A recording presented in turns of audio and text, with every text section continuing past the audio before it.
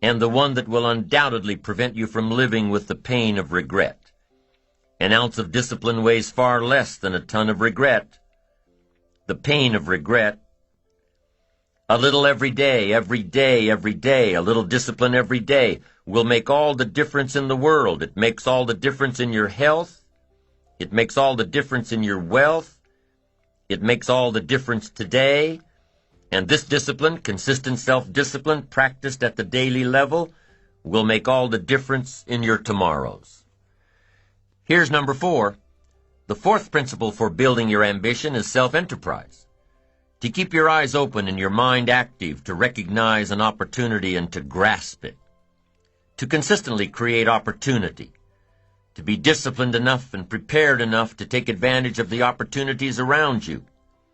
An enterprising attitude says, find out before action is taken, do your homework, do the research, be prepared, be resourceful, do all you can in preparation of what will inevitably come to you, what you're preparing to come to you, self-enterprise. Number 5, working with others. The fifth principle of building your ambition is manifested by working with others. Being able to share the spotlight, keeping your ego in your back pocket, and giving others credit when credit is due. Caring enough about others to offer a kind word, a thoughtful gesture, a helping hand. It's like I said before, it's hard to find a rich hermit. The next time you say the Pledge of Allegiance, notice that it starts with the word I and ends with all. A country can't be built by one person. A company can't be built with one person. A family can't be built with one person. A friendship can't be built with one person. Each of us needs all of us to succeed. Each of us must learn to work with others to achieve our goals, to finish our tasks. Here's number 6. The sixth principle for building your ambition is self-appreciation. You must develop a strong appreciation for the conclusions that you have made, for the sail you have set, for the philosophies you have adopted, for your own methods, your own style, your own model of success. Remember here that success is the steady progress toward your own personal goals, and self-appreciation is crucial in keeping you moving toward those goals. So there you have a review of the 6 principles necessary to build your ambition.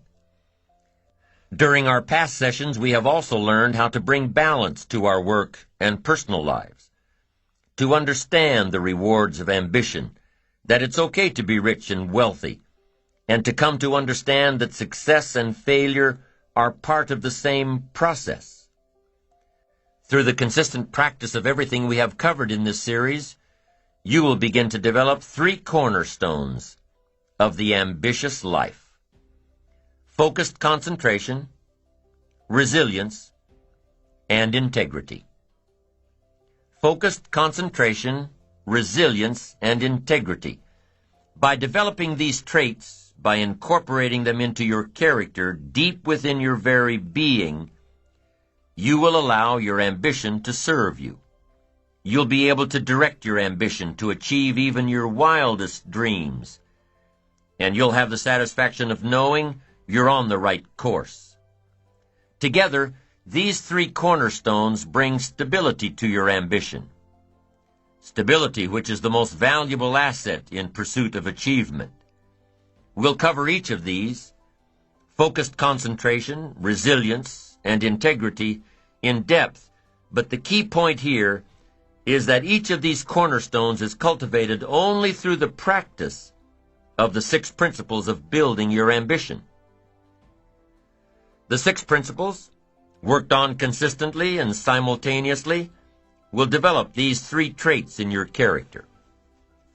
Here's number 1, concentration. Focused concentration. We talked about this in time management, but the key to building your ambition, keeping on track with all of the principles, is focused concentration. You've just got to zero in. You've got to identify your target and let nothing stand in your way. You've got to keep your eye on the target until you've released the arrow. Let nothing capture your attention unless it's in the best interest of your ambition. Let not an obstacle come before you without getting around it, going over it, going under it, trying a different path until you get there. Concentration in sports is crucial. The consummate professional on the field or on the court won't hear the jeering of the crowd. Their concentration keeps all noise and clutter at bay. They have one thing in mind, and that's moving the ball. You have to have just one thing in mind, keeping on track, closing out all the noise and the clutter that gets in your way, going around all the obstacles of negativity and influence. In a tennis match, how long does it take for your opponent to return the ball? Not very long.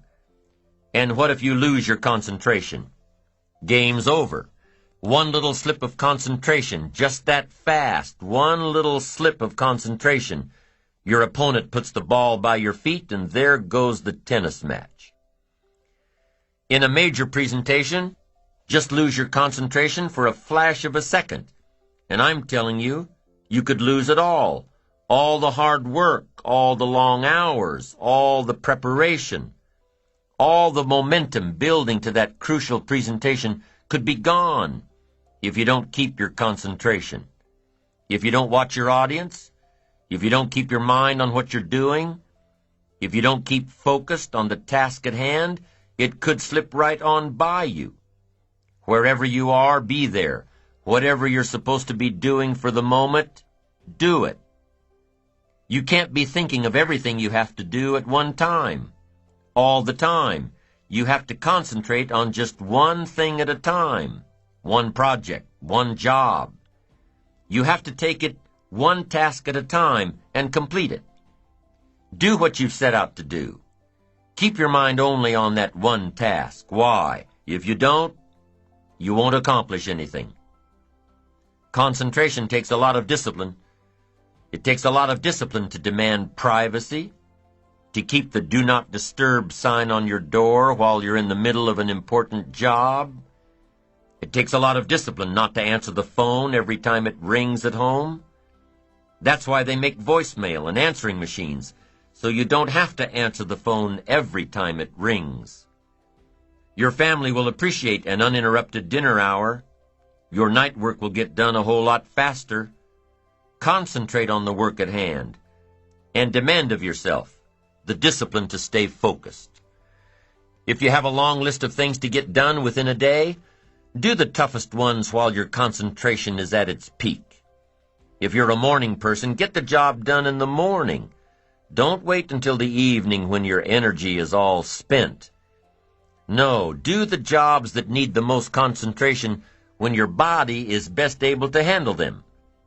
If you're a night person, save those tough jobs for the night, not in the morning when you've still got cobwebs in your brain. Learn your body's rhythms and do the jobs that need the most concentration when you're able to do them best. When you're at work, be at work. When you're in a conference, be in that conference. When you're at your kid's school play or soccer game or dance recital, be there. Don't let your mind wander. Stay focused. Stay focused on the task at hand or the company you're with. Don't let your mind wander during conversations. You never know what important points you'll miss. Stay focused. Stay true to where you are and what you're doing. Use your discipline to keep your mind in line. When you recognize the need to concentrate more, when you recognize this need, and when you discipline yourself to stay focused, it will come easier and easier.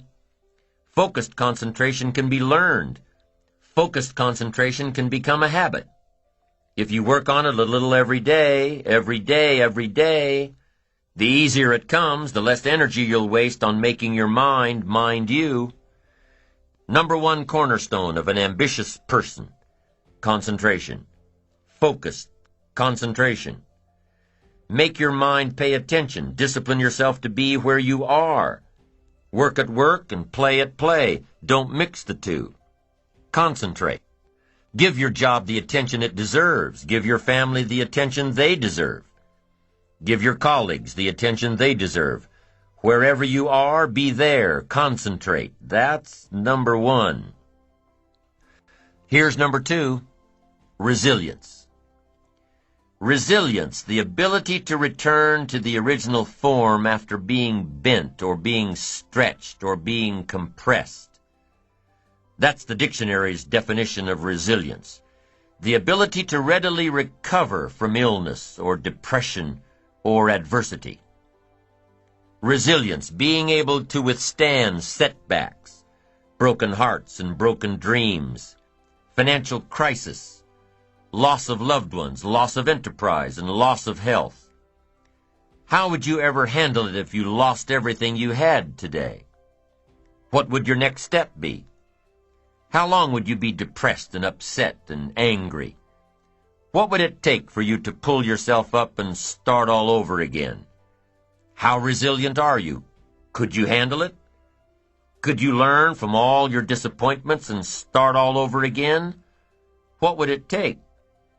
Well, number one, it would take a lot of self-discipline. It would take a lot of positive self-talk to muster up the energy to begin again. It would take a lot of concentration to block out the noise and the clutter of all the negative voices trying to get through, your negative voices, and the negative voices of others around you. It would take a lot of discipline to balance the fear and anxiety with the knowing that if you did it once, you can do it all over again. It would also take what? A lot of self-reliance. Whether your losses had anything to do with you or not, your future success has everything to do with you. It would take a lot of self-reliance to avoid blame. What's happened has happened.